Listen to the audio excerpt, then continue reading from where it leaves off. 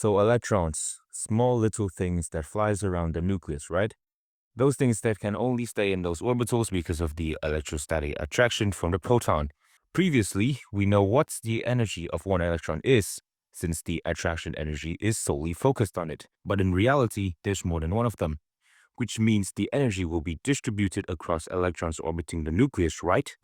Which then makes the single electron energy equation not really viable for most cases, right? Uh-oh. So, electrons that are further from the nucleus will have less force of attraction since all electrons have a negative charge, and so the inner electrons will block the attraction force from the outer electrons.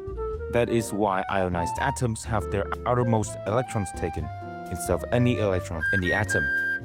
Just to jog up your memory, the energy of a single electron in a single electron atom is E equals negative 13.6 times C squared divided by N squared in electron volts. For the multiple electron atom, it has the same spine, but with a little twist.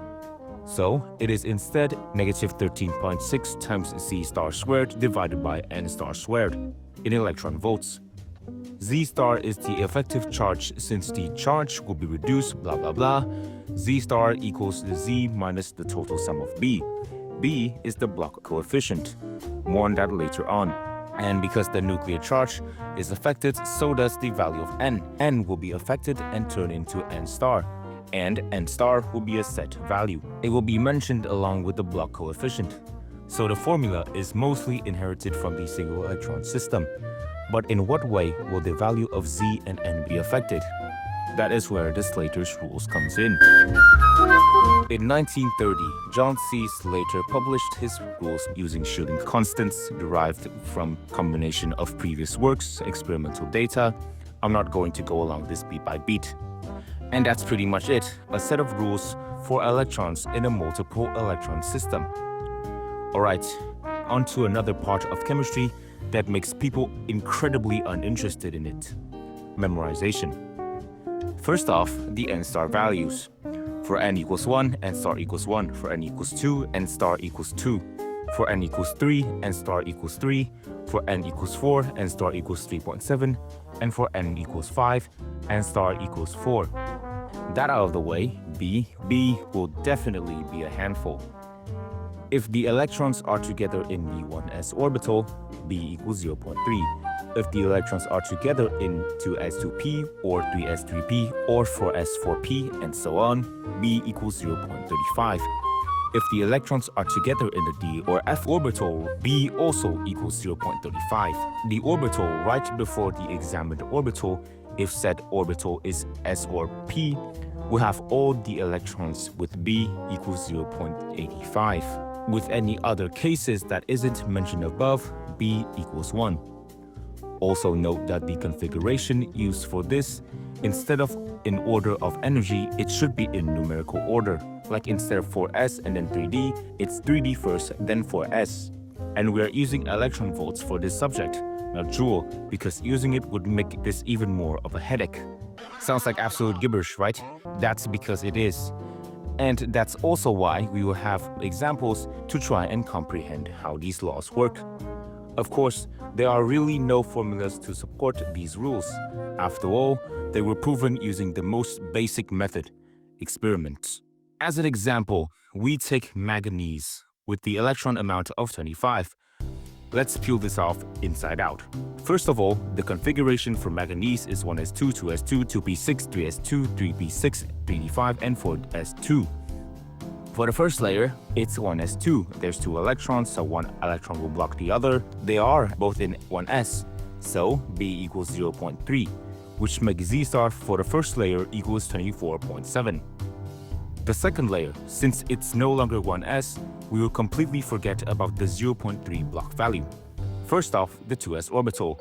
2s has 2 electrons, however, there are 2 electrons from 1s, which blocks them, so Z star equals 25 minus 0.35 times 1 minus 0.85 times 2 equals 22.95.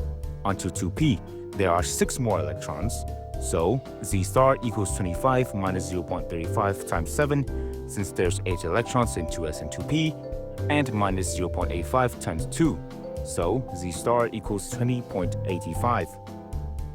The third layer, first we have 8 electrons in the second orbital. So there's 8 times 0.85. Then we have 2 in the first layer. It's 1 times 2. That will be applied for all electrons in 3s, 3p orbitals. So for 3s, it's Z star equals 25 minus 0.35 minus 8 times 0.85 minus 2 equals 15.85. For 3p, it's Z star equals 25 minus 0.35 times 7 minus 8 times 0.85 minus 2 equals 13.75. For 3d, it's Z star equals 25 minus 0.3 minus 0.35 times 4 minus 18 times 1 equals 5.6. And finally, for 4s, it's Z star equals 25 minus 0.35 minus 0.85 times 13 minus 10 times 1. Great, we have Z for every examined layer. Now what?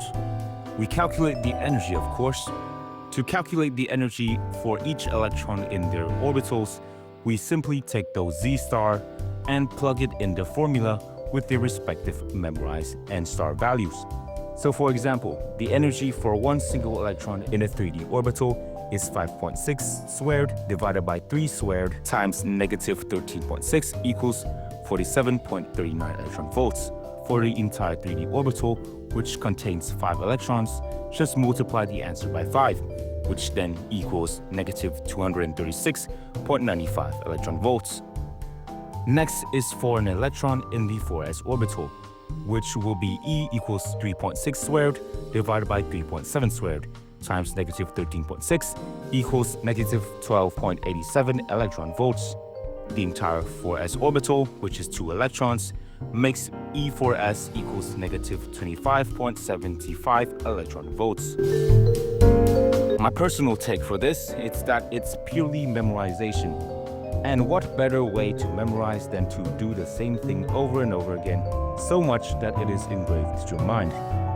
Anyways, try to solve these exercises on your own, which this time I very much recommend you to. If no, here's the solution. Let's start peeling this onion. Electron configuration for aluminum is 1s2, 2s2, 2p6, 3s2, and 3p1. Before we get into the specifics, since this is the ionization energy of the electron, so we will take the absolute value of the electron energy because we will have the higher layer being 0 minus the lower layer, which then turn it into positive. Now we're going to calculate energy from outside in. So for the outermost electron, 3p1, the B value would be 2 times 0.35 plus 8 times 0.85 plus 2 times 1 equals 9.5. So the Z star value would be 13 minus 9.5 equals 3.5. Plug this in the formula. With N equals 3, we would get E3S1 equals 18.52 electron volts. Next up is the 3s2 electrons. Z star equals 13 minus 0.35 minus 8 times 0.85 minus 2 equals 3.85. Use the formula. Energy equals 22.39 electron volts. 3s1 electron, Z star equals 13 minus 8 times 0.85 minus 2 equals 8.8. Use formula. Energy equals 26.66 electron volts. And finally, an electron from the 2p6 layer.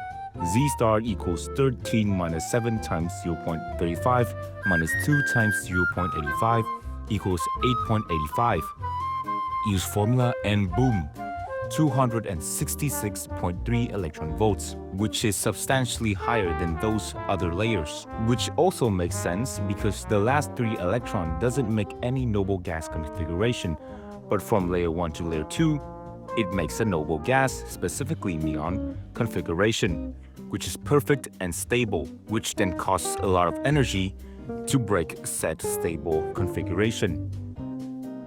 Let's start off with the first configuration. So 3d7, B equals 1 times 2 plus 1 times 2 plus 1 times 6 plus 1 times 2 plus 1 times 6 plus 6 times 0.35 equals 20.1. So the energy for all the electrons in 3d7 is 7 times negative 13.6 times 25 minus 20.1 squared divided by 3 squared. which equals negative 253.9724 electron volts. For the second configuration, we have n equals 3, so n star equals 3, and z star equals 25 minus 18 minus 0.35 times 4 equals 5.6, and the energy of 3d5 is negative 236.924. For 4s2, n equals 4, so n star equals 3.7. Z star equals 24 minus 10 minus 13 times 0.85 minus 0.35 equals 3.6 electron volts. And the energy for the orbital is negative 25.06752.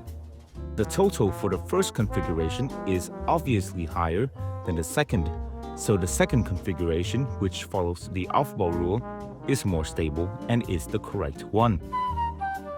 The configuration is 1s2, 2s2, and 2p3.